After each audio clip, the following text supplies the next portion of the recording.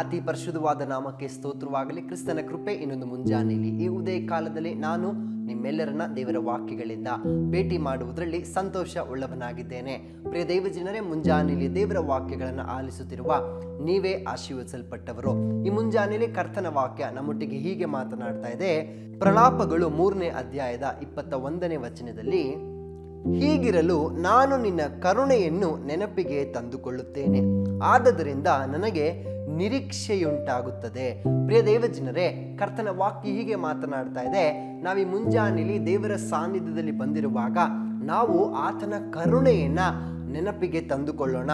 ನಮ್ಮ ಜೀವಿತವನ್ನ ಪಾಪದಿಂದಲೂ, ಶಾಪದಿಂದಲೋ, ಸಾಲದಿಂದಲೋ, ರೋಗದಿಂದಲೋ, ಇಂದಿನ ದಿನಗಳಲ್ಲಿ ಇದ್ದಂಥ ಎಲ್ಲ ಕೆಟ್ಟ ಅವಸ್ಥೆಯಿಂದಲೋ ದೇವರು ಹೇಗೆ ನಮ್ಮನ್ನ ಆ ಕರುಣೆಯಿಂದ, ಆತನ ದಯೆಯಿಂದ ಬಿಡಿಸಿದ್ದಾರೆ ಅನ್ನುವುದನ್ನ ನಾವು ನೆನಪಿಗೆ ತಂದುಕೊಳ್ಳೋಣ. ಯಾಕೆ ಬ್ರದರ್ ದೇವರು ಮಾಡಿರುವ ಕಾರ್ಯಗಳನ್ನ ನೆನಪಿಗೆ ತಂದುಕೊಳ್ಳಬೇಕು ನೀವು ಪ್ರಶ್ನಿಸಬಹುದು. ವಚನ ಹೇಳ್ತಾ ಇದೆ, ನಾನು ನಿನ್ನ ಕರುಣೆಯನ್ನ ನೆನಪಿಗೆ ತಂದುಕೊಳ್ಳುತ್ತೇನೆ, ಆದ್ದರಿಂದ ನನಗೆ ನಿರೀಕ್ಷೆಯುಂಟಾಗುತ್ತದೆ. ಒಂದು ವೇಳೆ ಈ ದಿನಗಳಲ್ಲಿ ನಮ್ಮ ಜೀವಿತದ ಪರಿಸ್ಥಿತಿಗಳು ಸರಿ ಇಲ್ಲದೆ ಇರಬಹುದು.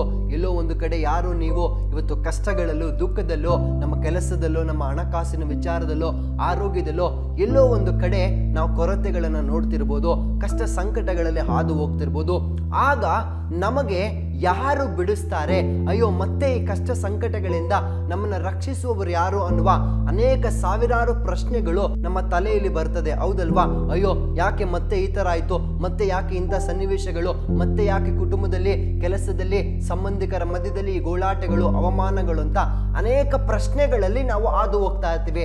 ಯಾಕೆಂದ್ರೆ ನಮಗೆ ಆ ಸನ್ನಿವೇಶ ಅಷ್ಟು ಕಠಿಣವಾಗಿ ಇರ್ತದೆ. ಅದಕ್ಕಾಗಿ ಸತ್ಯವೇದದ ವಾಕ್ಯ ಹೀಗೆ ನಮ್ಮನ್ನ ಬಲಪಡಿಸ್ತಾ ಇದೆ.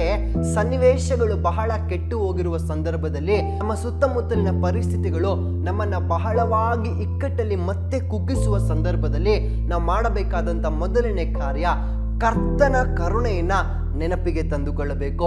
ಕರ್ತನ ಕರುಣೆ ಅಂದ್ರೆ ಇಂದಿನ ದಿನಗಳಲ್ಲಿ ನಮಗಾದಂತ ಇಕ್ಕಟ್ಟು ಸಂಕಟಗಳಲ್ಲಿ ಕರ್ತನು ತನ್ನ ಕರುಣೆಯಿಂದಲೂ, ದಯೆಯಿಂದಲೂ, ಪ್ರೀತಿಯಿಂದಲೂ ಆತನ ಕೃಪೆಯನ್ನು ಸುರಿಸಿ ಹೇಗೆ ನಮ್ಮನ್ನ ಬಿಡಿಸಿದನೋ ಅದನ್ನ ನೆನಪಿಗೆ ತಂದುಕೊಳ್ಳಬೇಕಂತೆ. ಯಾಕೆ ಅದನ್ನ ನೆನಪಿಗೆ ತಂದುಕೊಳ್ಬೇಕಂದ್ರೆ ಅವಾಗ ನಮಗೆ ಒಂದು ಹೊಸ ನಿರೀಕ್ಷೆ ಉಂಟಾಗುವಂಥದ್ದಾಗ್ತದೆ. ನಮಗೆ ಸನ್ನಿವೇಶಗಳು, ಪರಿಸ್ಥಿತಿಗಳು ಕೆಟ್ಟಾಗ, ಬಹಳ ಇಕ್ಕಟ್ಟುಗಳಲ್ಲಿ ಹಾದು ಹೋಗುವಾಗ ದೇವರು ಮಾಡುವಂಥ ಯಾವ ಒಳ್ಳೆ ಕಾರ್ಯಗಳು, ದೇವರು ನಮ್ಮ ಬದುಕಿನಲ್ಲಿ ನಡೆಸಿರುವಂಥ ಯಾವ ಒಳ್ಳೆ ವಿಷಯಗಳು ಕೂಡ ನಮಗೆ ನೆನಪಿಗೆ ಬರುವುದಿಲ್ಲ. ಆ ಸಂದರ್ಭ ಬರೀ ಪ್ರಶ್ನೆಗಳಲ್ಲಿ ಹೋಗ್ತಾ ಇರ್ತೀವಿ, ಬರೀ ಚಿಂತೆಗಳಲ್ಲಿ ಹೋಗ್ತಾ ಇರ್ತೀವಿ. ಆದರೆ ನಾವು ನೆನಪಿಗೆ ತಂದುಕೊಳ್ಳಬೇಕಾದಂಥ ಒಂದು ಕಾರ್ಯ ಇದೆ, ಅದು ಯೆಹೋವನ ಕರುಣೆ. ಆ ಕರುಣೆಯನ್ನು ನೆನಪಿಗೆ ತಂದುಕೊಂಡ್ರೆ ಈ ದಿನದ ಕಷ್ಟ ಇದೆಯಲ್ಲ ಅದನ್ನು ನೀವು ಸುಲಭವಾಗಿ ಜಯಿಸಬಹುದು. ಈ ದಿನದ ಪರಿಸ್ಥಿತಿಗಳಿದೆಯಲ್ಲ, ಬಹಳ ಇಕ್ಕಟ್ಟುಗಳಲ್ಲಿ ಹಾದು ಹೋಗ್ತಾ ಇದ್ದೀರಲ್ಲ, ಈ ಪರಿಸ್ಥಿತಿಗಳನ್ನ ನೀವು ಸುಲಭವಾಗಿ ಜಯಿಸಬಹುದು. ಆ ಇಕ್ಕಟ್ಟುಗಳಿಂದ ಕರ್ತನು ನಿಮ್ಮನ್ನ ಶೀಘ್ರವಾಗಿ ಬಿಡಿಸುವುದಕ್ಕೆ ಶಕ್ತನಾಗ್ತಾರೆ. ಯಾಕೆಂದ್ರೆ ಆ ನಿರೀಕ್ಷೆ ಹುಟ್ಟಬೇಕು ನಿಮ್ಮ ಜೀವಿತದಲ್ಲಿ. ಹೌದು, ದೇವರು ಅವತ್ತೇ ನನ್ನನ್ನು ಬಿಡಿಸಿದ್ದಾರೆ. ಆ ದಿನಗಳಲ್ಲಿ ಆದಂತ ಆ ದೊಡ್ಡ ಉಪದ್ರವ, ಕಷ್ಟ ಸಂಕಟಗಳಿಂದಲೇ ದೇವರು ನನ್ನನ್ನು, ನನ್ನ ಕುಟುಂಬವನ್ನ ಬಿಡಿಸಿದ್ದಾರೆ. ಈ ಚಿಕ್ಕ ಪುಟ್ಟ ಕಷ್ಟಗಳಿಂದಲೂ, ಈ ಅಲ್ಪ ಕ್ಷಣದ ಒಂದು ಬಾಧೆಯಿಂದಲೂ ದೇವರು ನನ್ನನ್ನು ಬಿಡಿಸುತ್ತಾರೆ ಅನ್ನುವ ನಿರೀಕ್ಷೆ ನಿಮ್ಮಲ್ಲಿಯೇ ಉಂಟಾಗ್ತದೆ. ಹಾಗಾಗಿ ಈ ಮುಂಜಾನೆಯಲ್ಲಿ ಹೃದಯಪೂರ್ವಕವಾಗಿ ದೇವರನ್ನು ನೋಡಿ ಪ್ರಾರ್ಥಿಸಿ ಹೇಳೋಣ, ದೇವರೇ ಅಪ್ಪ, ನಿನ್ನ ಕರುಣೆಯನ್ನ ನಾನು ನೆನಪಿಗೆ ತಂದುಕೊಳ್ಳುತ್ತೇನೆ. ಹೊಸ ನಿರೀಕ್ಷೆ ನನಗೆ ಮುಂಜಾನೆಯಲ್ಲಿ ಉಂಟಾಗಲಿ ಅಂತ ಒಪ್ಪಿಸಿಕೊಟ್ಟು ಪ್ರಾರ್ಥಿಸೋಣವೇ.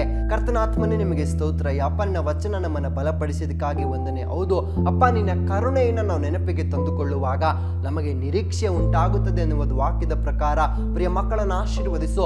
ಆ ದಿನಗಳಲ್ಲಿ ಅವರು ಅನುಭವಿಸಿದಂಥ ದೊಡ್ಡ ಬಾಧೆ, ಸಂಕಟಗಳಿಂದ, ಅವಮಾನ, ರೋಗ, ವ್ಯಾಧಿಗಳಿಂದ ನೀನು ಬಿಡಿಸಿದ್ದೀರಾ. ಆ ಕರುಣೆಯನ್ನು ನಾವು ನೆನಪಿಗೆ ತಂದುಕೊಳ್ಳುವಾಗ ಈ ದಿನದ ಈ ಅಲ್ಪ ಕ್ಷಣದ ಬಾಧೆ, ಈ ಕಷ್ಟ ಸಂಕಟ ಇವೆಲ್ಲದರುಗಳಿಂದ ಪ್ರಿಯ ಮಕ್ಕಳನ್ನ ಬಿಡಿಸು ಕರ್ತನೆ. ಈ ಮುಂಜಾನೆಯಲ್ಲಿ ಅವರನ್ನ ಬಳಿ ಆತುಕೊಂಡು ಪ್ರಾರ್ಥಿಸುವಾಗ ಒಂದು ಹೊಸ ನಿರೀಕ್ಷೆ ಅವರಿಗೆ ಉಂಟಾಗಲಿ. ನಿನ್ನ ಕೃಪೆ ಅವರನ್ನು ಆತುಕೊಳ್ಳಲಿ ಅಪ್ಪ.